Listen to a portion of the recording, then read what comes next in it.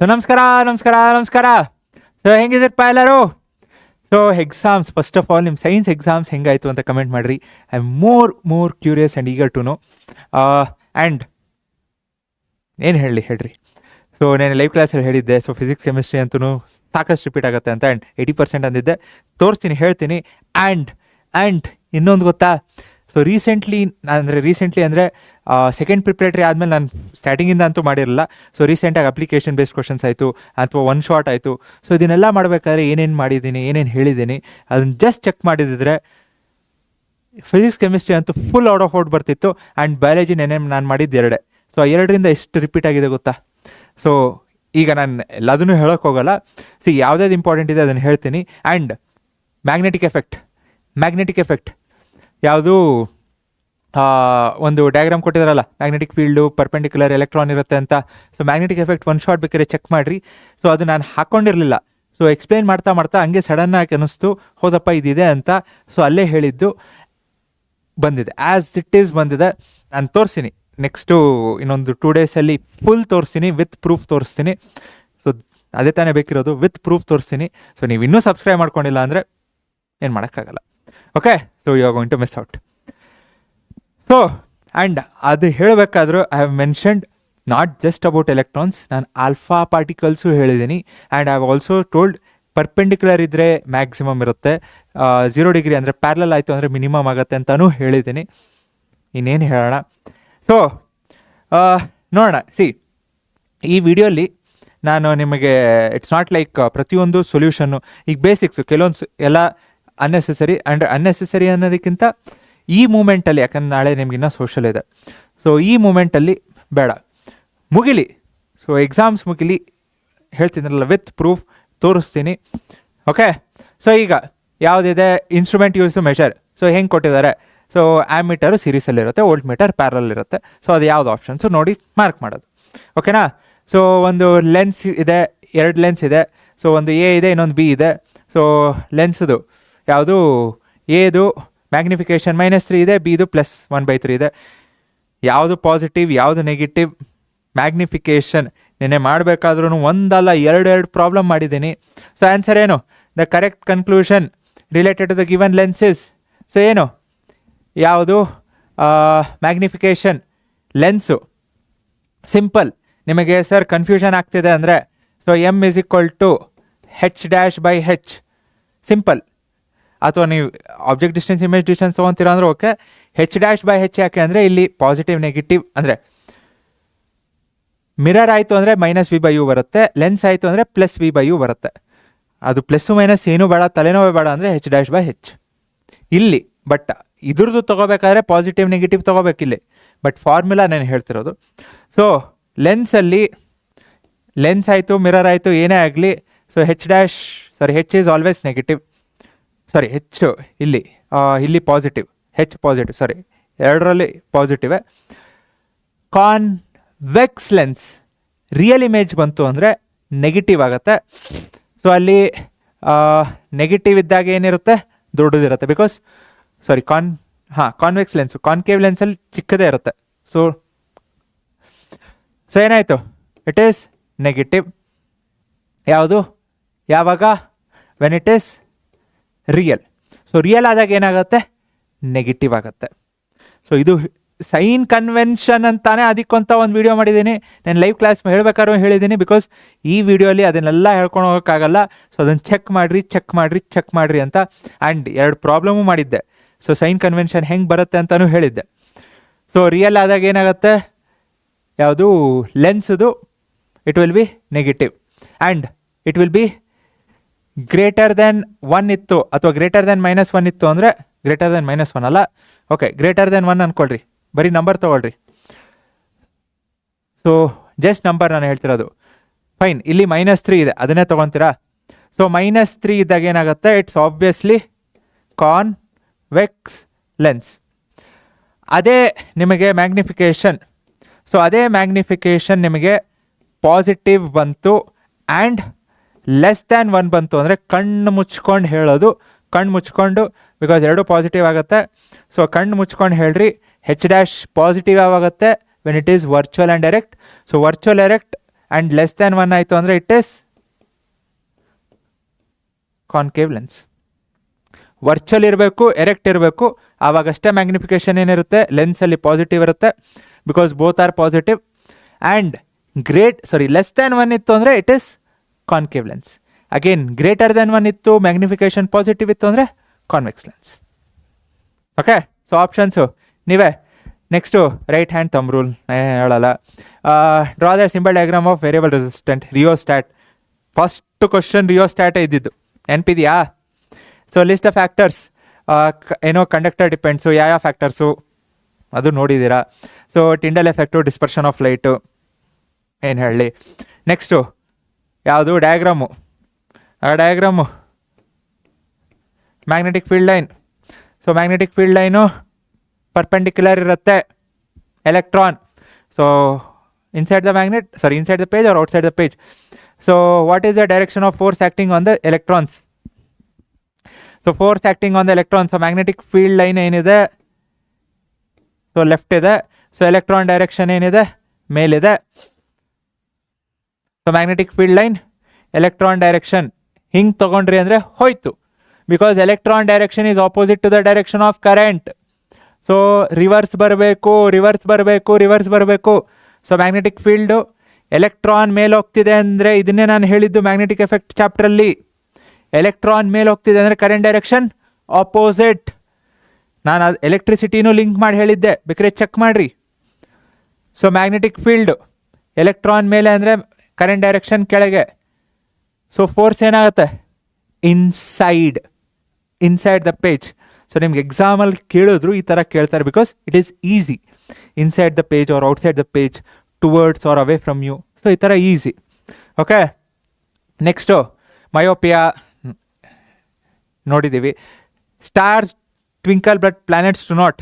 ನೆನೆ ಹೇಳಬೇಕಾದ್ರೆ twinkling of stars ಹೇಳಿದ್ದೆ, ಅದೇ ಟೈಮಲ್ಲಿ ಐ ಹ್ಯಾವ್ ಸ್ಪೆಸಿಫಿಕಲಿ ಮೆನ್ಷನ್ಡ್ ಇದು ಪ್ಲ್ಯಾನೆಟ್ಸು ಕೇಳಿದ್ರು ಅಂದರೆ ನೀವು ಈ ಪಾಯಿಂಟ್ ಬರೀಬೇಕು ಅಂತ, because it is planets are collection of point source but not stars.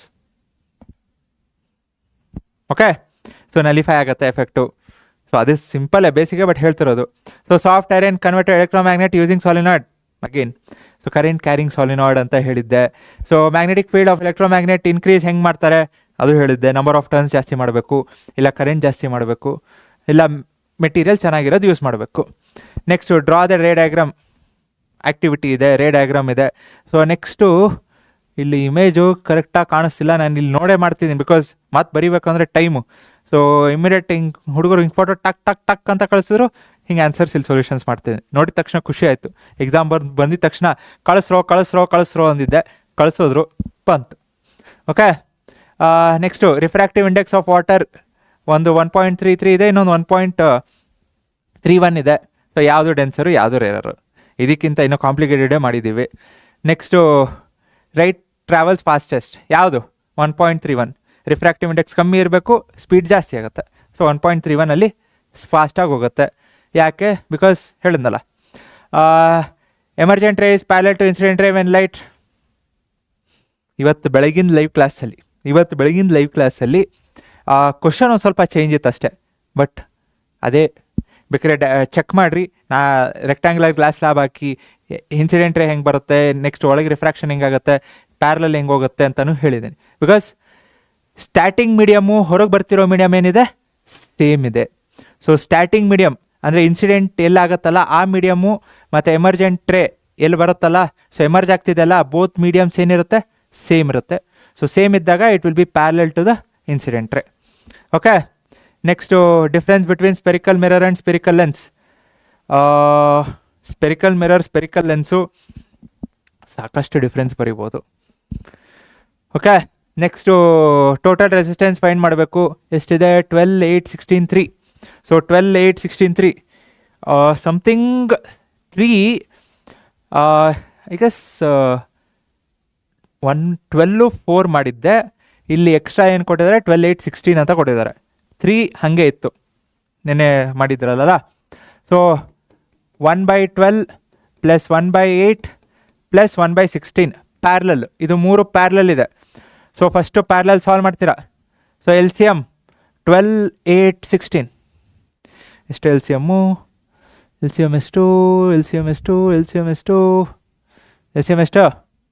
So 12, 8, 16 12, 8, 16 32 ಬರುತ್ತಾ? ಇಲ್ಲ 48. ಎಸ್ 48. ಸ್ವಲ್ಪ ಜಾಸ್ತಿ ಅಂದರೆ 48 ತೊಗೊಂಡು ಒಂದು 96 ತೊಗೊಂಡ್ರು ತಪ್ಪೇನಿಲ್ಲ, because it can happen. So 96 ತೊಗೊಂಡ್ರು ಇಟ್ ಈಸ್ ಆಲ್ಸೋ ಕರೆಕ್ಟ್. 96 ತೊಗೊಳ್ರಿ ಅಥವಾ 480 ತೊಗೊಳ್ರಿ, ಇಟ್ ಈಸ್ ಆಲ್ಸೋ ಕರೆಕ್ಟ್. ಅದೇನು ತಪ್ಪಂತಲ್ಲ. ಇಲ್ಲಿ ಮೇಲೆ ಜಾಸ್ತಿ ಬರುತ್ತೆ, ಆಮೇಲೆ ಫೈನಲಿ ಏನು ವ್ಯಾಲ್ಯೂ ಬರುತ್ತೆ it should be the same. 48 ತೊಗೊಂಡ್ರು ಅಷ್ಟೇ, 480 ತೊಗೊಂಡ್ರು ಅಷ್ಟೇ. ನೀವು 480 ತೊಗೊಂಡ್ರೆ you will multiply this by 40, 60, 30. ಈಗ 48 ತೊಗೊಂಡಿದ್ದೀನಿ, ಸೊ 3, 6, 2ಇಂದ ಮಲ್ಟಿಪ್ಲೈ 3ಇಂದ ಮಲ್ಟಿಪ್ಲೈ ಮಾಡ್ತೀರಾ ಅಷ್ಟೇ. So multiple, so doesn't make much sense. Okay, so ಇದನ್ನು 4ಇಂದ ಮಲ್ಟಿಪ್ಲೈ ಮಾಡ್ತೀನಿ. ಸೊ ಎಷ್ಟಾಯಿತು? 4 ಪ್ಲಸ್ 6ಇಂದ ಮಲ್ಟಿಪ್ಲೈ ಮಾಡ್ತೀನಿ, 6 ಪ್ಲಸ್ 3ಇಂದ ಮಲ್ಟಿಪ್ಲೈ ಮಾಡ್ತೀನಿ, ಮೇಲೂ 3. ಸೊ 10, 10, 13. ಸೊ 13/48 ಇಷ್ಟು ವರ್ಷ ಕೊಟ್ಟಿದ್ದಾರಾ? So R P is equal to 48/13 decimal ಬರುತ್ತೆ. ಸೊ ಡೆಸಿಮಲ್ ಏನು ಬರುತ್ತೆ? ಇದಕ್ಕೆ 3 ಆ್ಯಡ್ ಮಾಡ್ತೀರಾ, ಆಮೇಲೆ ಸಾಲ್ವ್ ಮಾಡಿರಿ. ವರ್ಷ ಕೊಟ್ಟಿದ್ದಾರೆ, ಇಷ್ಟು ವರ್ಷ ಕೊಡಬಾರ್ದಿತ್ತು, ಬಟ್ ಏನಕ್ಕೆ ಕೊಟ್ಟರು ಗೊತ್ತಿಲ್ಲ. ಓಕೆ, ಸೊ ನೆಕ್ಸ್ಟು ಮುಗೀತಲ್ಲ ಫಿಸಿಕ್ಸ್, ಮುಗೋದೇ ಹೋಯ್ತು. So compound that reacts with acid and base to produce salt and water. ಏನು ಹೇಳೋಣ. ಸೊ ಆಪ್ಷನ್ 1 ಚೇಂಜ್ ಇತ್ತು ಅದ್ರ ಕ್ವಶನ್. ಸೊ ಯಾವುದಿದೆ ನೋಡ್ರಿ, ಎರಡೇ ಇರುತ್ತೆ, ಒಂದು ಅಲ್ಯೂಮಿನಿಯಂ ಆಕ್ಸೈಡ್ ಇಲ್ಲ ಜಿಂಕ್ ಆಕ್ಸೈಡು. ಎರಡರಲ್ಲಿ ಯಾವ್ದು ಕೊಟ್ಟಿರ್ತಾರೆ ಅದು. Okay, compound that forms by the reaction between carboxylic acid and alcohol is ester. ನಿನ್ನೆ ಲೈವ್ ಕ್ಲಾಸಲ್ಲಿ ಕರೆಕ್ಟು ಯಾರೋ ಕೇಳಿದ್ರು carboxylic acid sir, carboxylic ester formation sir, ester formation ಹೆಂಗಾಗತ್ತೆ ಅಂತ ಹೇಳಿದ್ದೆ. ಸೊ ಇದೇ ಎಕ್ಸಾಂಪಲ್ ತೊಗೊಂಡು ಹೇಳಿದ್ದೆ. ನೆಕ್ಸ್ಟು ಏನಿದೆ? ಸೊ ಯಾವುದರಲ್ಲಿ ಕರೆಕ್ಟ್ ಸ್ಟೇಟ್ಮೆಂಟು? ಎಸ್ ಇದೂ. So which is more reactive? So ಯಾವ್ದು more reactive? Iron is more reactive than copper, copper is more reactive than silver.